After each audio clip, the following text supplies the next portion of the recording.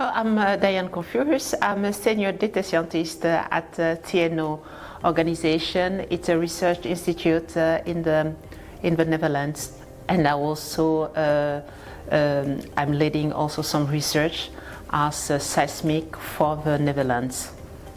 My work package, I'm not actually the lead of this work package. It is my professor Don't, but I will do my best to explain what he's doing in its work packages.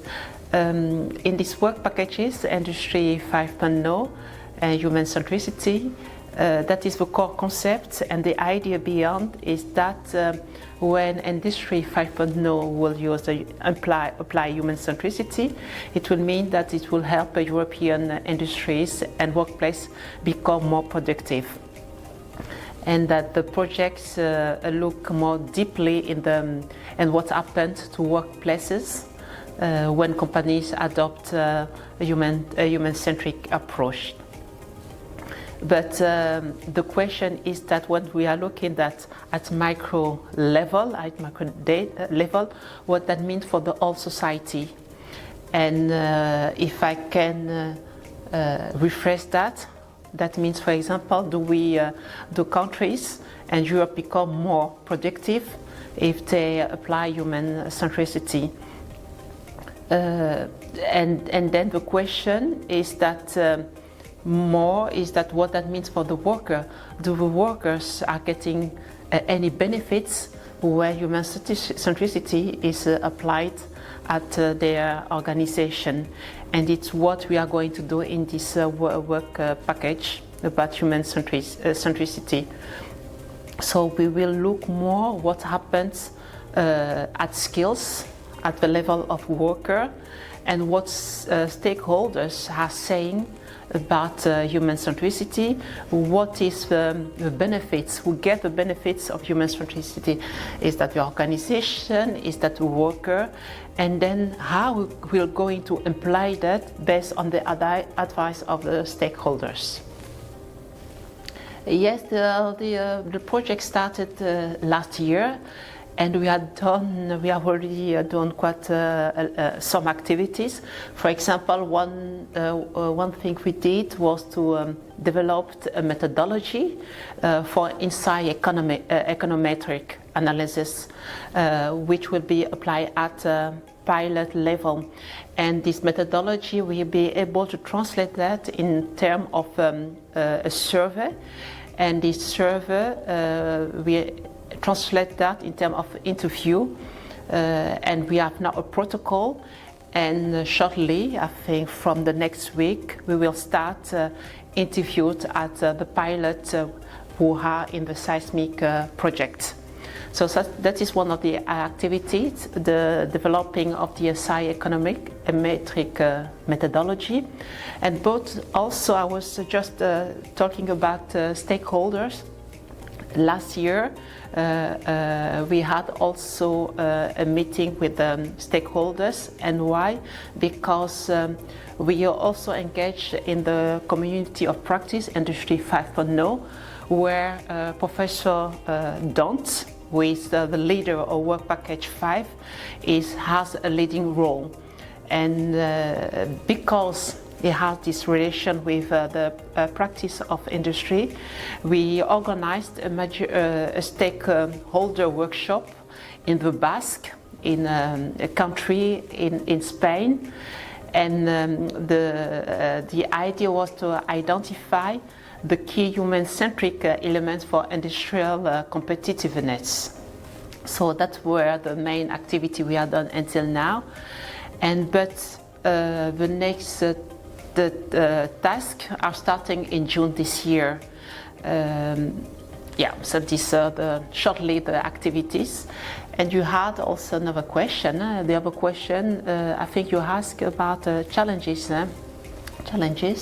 And the challenges at the moment included the diversity among the organizations we have in the pilots, and these diversities in terms of what kind of technologies they are using, the structure, the organization. It just makes it really complicated to make a kind of comparative analysis.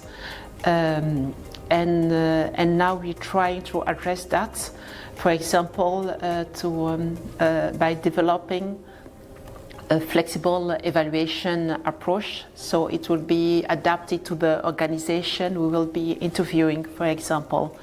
And also in terms of methodology, we are going to combine some structured surveys, for example, with a qualitative insight from interviews, but also to combine that with quantitative insights and mixing also survey and workshops. In terms of output, at the moment we have two main outputs. The first one is the policy brief on legal approaches to technology and human centricity, which will inform, for example, stakeholders and policymakers about what they can expect from using human-centric approach to the division of productivity gains. And this will help workers and managers, of course, to select technologies and organizational changes that help productivity and better workplaces. So that is one of the first outputs. Another output will be more in the area of skilling, so it will be a skilling policy paper. And this paper will map socio-economic impact on skills, and this mapping will be benefit for workers.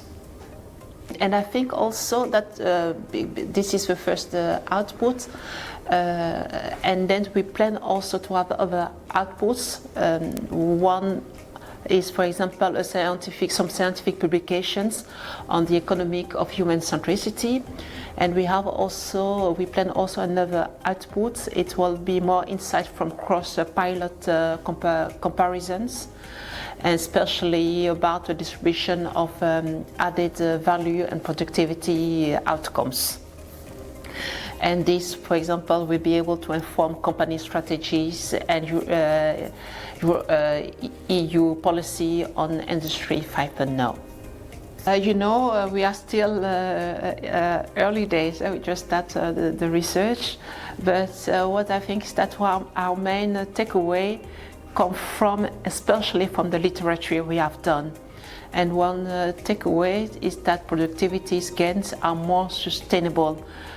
What that means? That means that when workers are actively involved in the change process, and when the added value is really transparent, and it's discussed and it's shared, it will be beneficial also to the employee and also to the organization.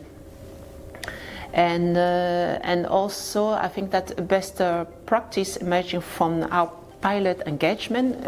What I mean pilot here, they are the company who are implied, who are in our project in SEISMEC.